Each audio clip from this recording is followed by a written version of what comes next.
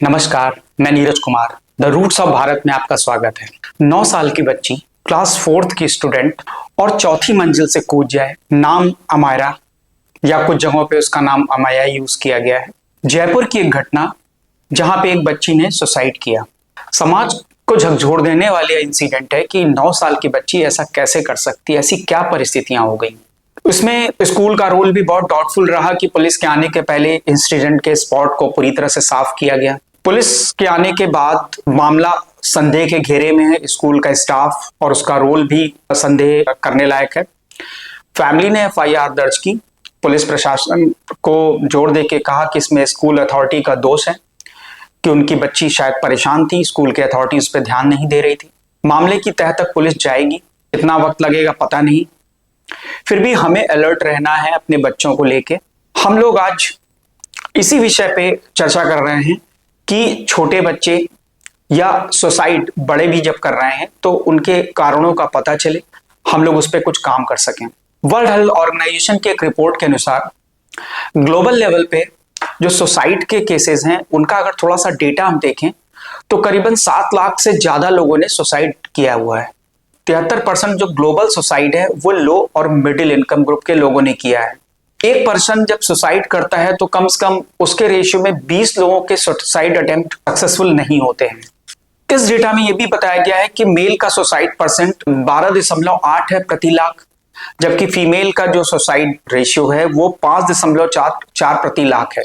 भारत में डेटा देखें तो 1,70,000 से ज्यादा सुसाइड 2023 में हुए हैं और ये 2023 में जो सुसाइड हुए हैं ये हाईएस्ट हैं। इसमें मेल 72.8% है जबकि फीमेल 27.2% है। जो ग्रुप है जो सुसाइड जिसने सबसे ज्यादा किया है वो 18 से लेके 45 साल के बीच के लोगों का है, जिसमें कि डेली वर्कर्स हैं, इसमें फार्मर्स हैं और हाउसवाइफ्स हैं।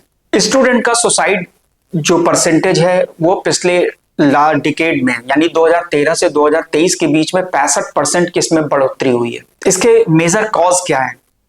मेजर कॉज एक तो यह है कि फैमिली रीजन सबसे बड़ा कॉज है जो करीबन 32% के अराउंड है। उसके बाद दूसरा वो इलनेस है यानी मेंटल हेल्थ का खराब होना जो करीबन 17.1% के लगभग है। और मैरिज और रिलेशनशिप को लेके 5% के अराउंड सुसाइड किए जा रहे हैं। और ड्रग अब्यूज या अल्कोहल की वजह से भी करीबन 5% लोग सुसाइड कर रहे हैं। और उसके अलावा जब डेट है यानी लोन है या एक किसी तरह का आपका अनएम्प्लॉयमेंट है उसमें सुसाइड का परसेंट इतना ज्यादा नहीं है। एनसीआरबी ये खुद कहती है कि जो हमारे पास डेटा है वो अंडर एस्टिमेटेड है। उसका कारण क्या है? क्योंकि कारण यह है कि सोशल स्टिग्मा हो या लीगल कॉम्प्लिकेशन हो या ये कह ले कि मिस क्लासिफिकेशन ऑफ डेथ हो, तो एनसीआरबी खुद कहती है कि इन वजहों से बहुत बार केसेस सुसाइड के में अटेम्प्ट जो सुसाइड होते हैं उसमें रजिस्टर ही नहीं होते, जिसकी संख्या जो अभी बताई जा रही है 8 to 10 टाइम्स ज्यादा हो सकती है।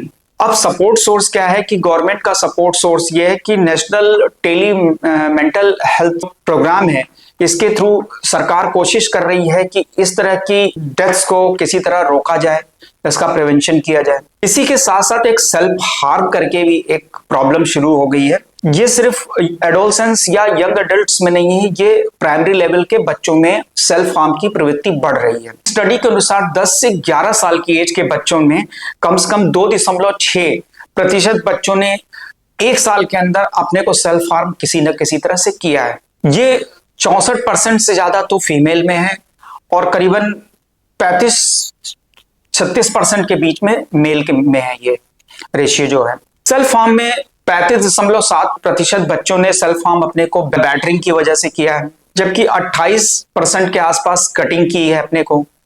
7.1% बच्चों ने स्क्रैचिंग की है। उसी तरह 7.1% ने अपने को चोक करने की कोशिश की है। 3.6% ने किसी जगह से कूदने की कोशिश की है। तमिलनाडु हेल्थ डिपार्टमेंट ने एक स्टडी कराई 137 स्टूडेंट्स पे जिन्होंने सुसाइड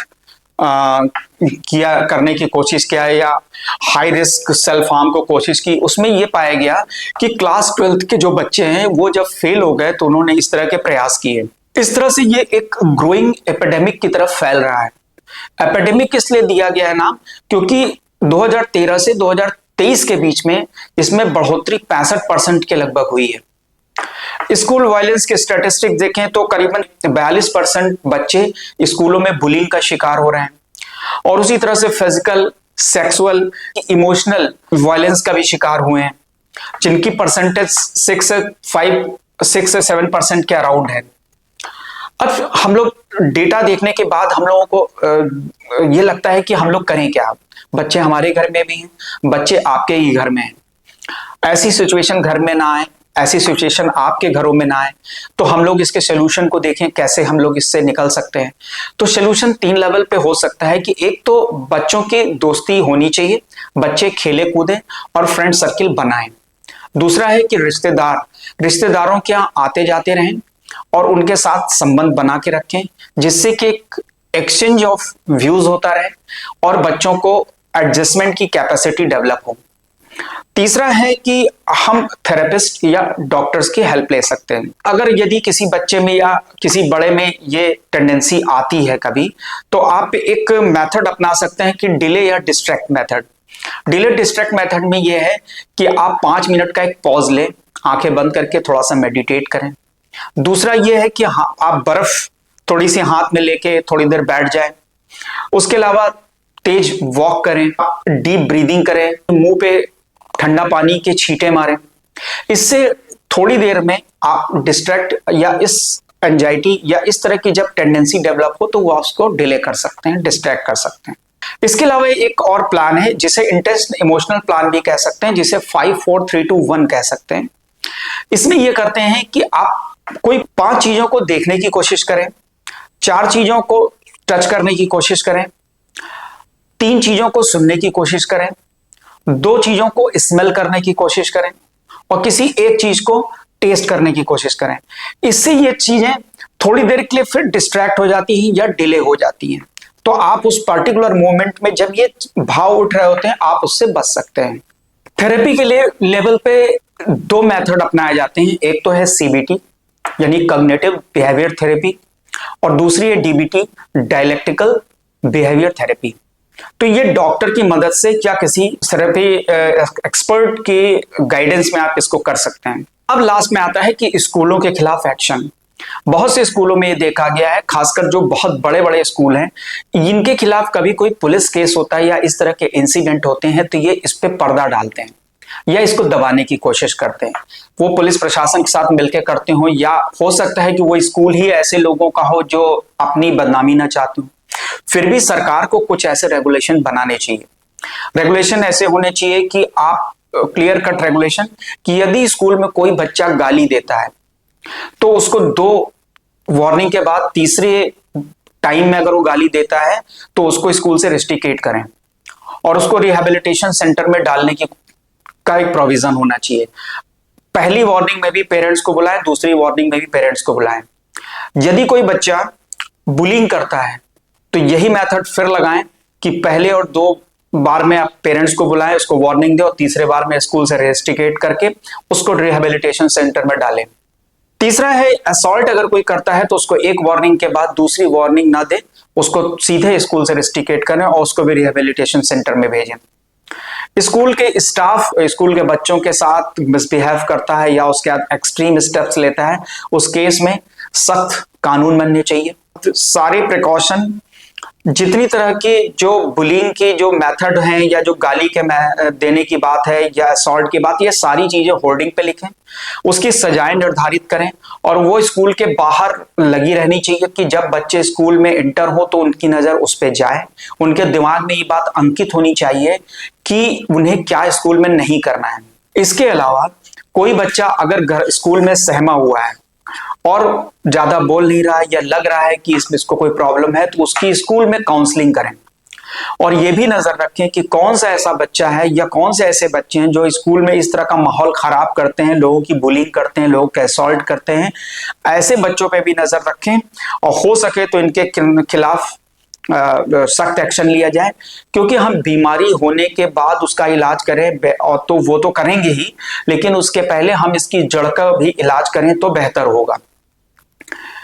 साथ में एक इम्पॉर्टेंट बात ये कहना चाहूंगा कि कोई भी बच्चा इस तरह के केसेस में इन्वॉल्व होता है जिसकी वजह से कोई बच्चा सेल्फ हार्म करता है या सुसाइड अटेम्प्ट करता है या सुसाइड करता है, तो जिन बच्चों की वजह से ऐसा हो रहा है, तो जाहिर सी बात है कानून में 18 साल से नीचे के बच्चों के लिए बहुत कोई प्रोविजंस ऐसे सख्त है नहीं। ऐसे बच्चों को आर्म फोर्स या पुलिस के हवाले करना चाहिए, जो इनको रोज स्कूल आने से पहले या स्कूल के बाद इनको 2 घंटे 3 घंटे अपने गाइडेंस में इनकी फिजिकल ट्रेनिंग कराए, इनका मेंटल ट्रेनिंग कराए, इतनी मेहनत कराए कि अगली बार जब ये कोई ऐसी घटना करें तो उसके पहले उनको ये याद आए कि अगर ऐसा करेंगे तो किस तरह की ट्रेनिंग प्रोसीजर्स उन्हें गुजरना पड़ेगा। शायद ये सख्त ट्रेनिंग उनके जीवन को कुछ बना भी दे और शायद उनको सुधार भी दे। इसी के साथ मैं अपनी बात यहां समाप्त कर रहा हूं। प्लीज चैनल को लाइक करें, शेयर करें, कमेंट करें और अगर नए हैं तो सब्सक्राइब करें और बेल आइकन दबाना ना भूलें। नमस्कार, धन्यवाद।